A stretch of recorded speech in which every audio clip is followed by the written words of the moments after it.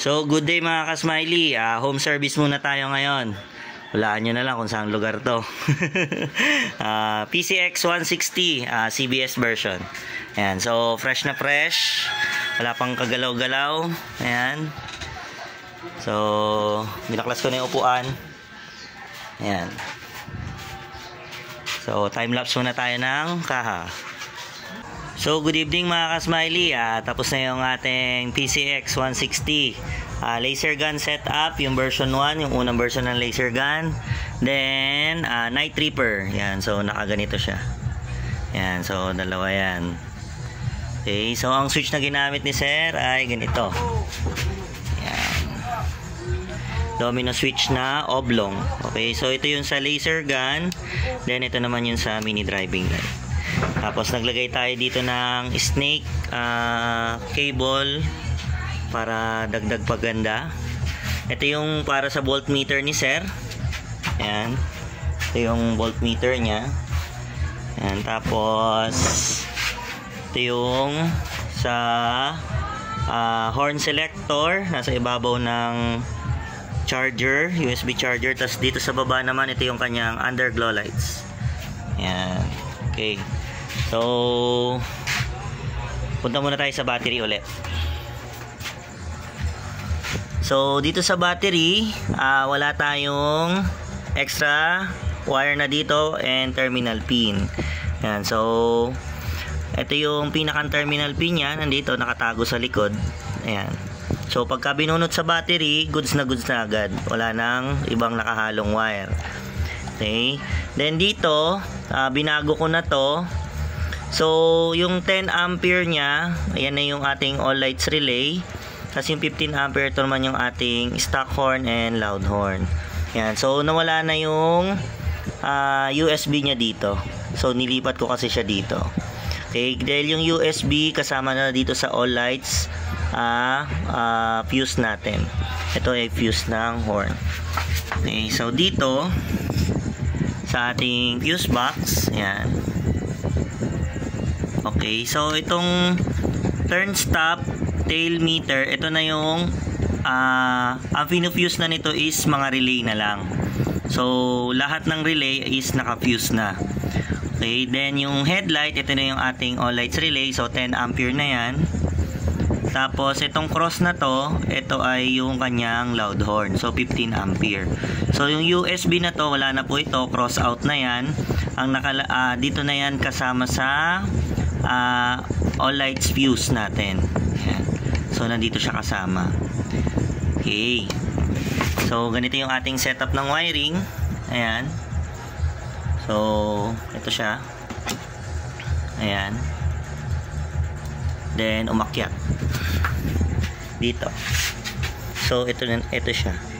Ayan. So ito yung ating relay. Dito sa PCX, ito yung pinakamagandang pwestuhan ng relay. Bakit? Kasi dito na-access or madaling i-access yung mga relay natin dito sa area na to. Compare dito nakalagay or sa iba pang area. Kasi kapag halimbawa lang naman may nasirang relay, madali natin siya ma-troubleshoot. Yan. So dito sa umbok na to, may katabi siyang fuse. So ito yung fuse ng original na headlight, tail light, tapos signal light at saka horn, stock horn dati. So may fuse pa rin siya. Tapos ito naman yung itong color double brown na wire. Ito na yung ating sa loud horn. Yan, sa PIA horn. Ayan, brown siya. Kaya double wire. Andun yung isa, brown din. Ayan. Tapos yung blue wire, yan naman yung ating stock horn. So dito natin pinesto yung ating stock horn. Ayan, may blue wire siya. Ayan, dulo-dulo tayo mag-wiring. So, dito naman sa kabila, yung violet, yan yung ating galing dun sa fuse box. So, sa likuran ng fuse box may violet doon. Yan na yung ating all lights relay dito. So, ngayon yung mga orange, yan yung ating 87 output. Then, itong mga to, itong nakahiwalay na to, ayan, nakahiwalay na to. Ito yung lahat ng source ng ating domino switch. Yan. So dito natin siya kinuha yung source. Then yung negative naman ng mga mini driving light at laser gun nandoon sa may CBS nya. Ayan. So itong brown wire na to, negative lang ito nitong isang halo switch para sa kanyang underglow lights. Ayan. So ayan po yung ating setup ng wiring. Then itong socket na to nakahiwalay. Ito yung kanyang passing trigger to. Kasi ito naman yung kanyang headlight. Sa high beam to, access ng high beam kasi may passing, tapos may passing din po yung high beam nya. Then si sir is nagpalit na ng aftermarket na switch na pang ADB from Indonesia. So meron na siyang passing dito. Ayan, so dito ayan, plug and play lang siya lahat.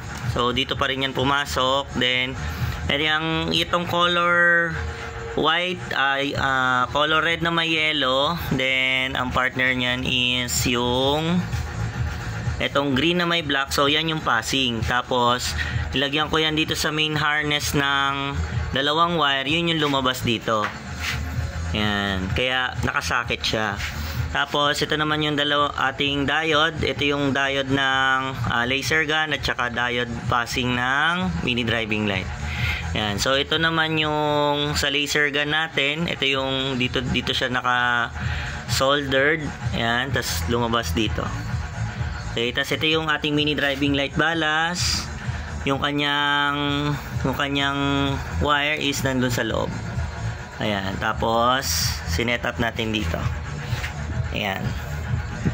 So halo switch, underglow lights, as halo switch ng horn selector. So ito na yung pinaka fit for me dito sa area na to.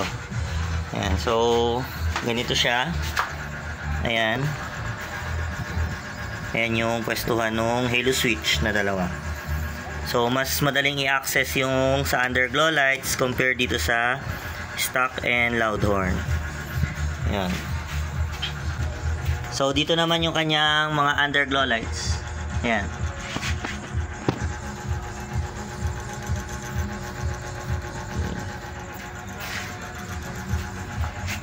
Dito ko kinuha yung negative dito sa may daluyan ng brake fluid.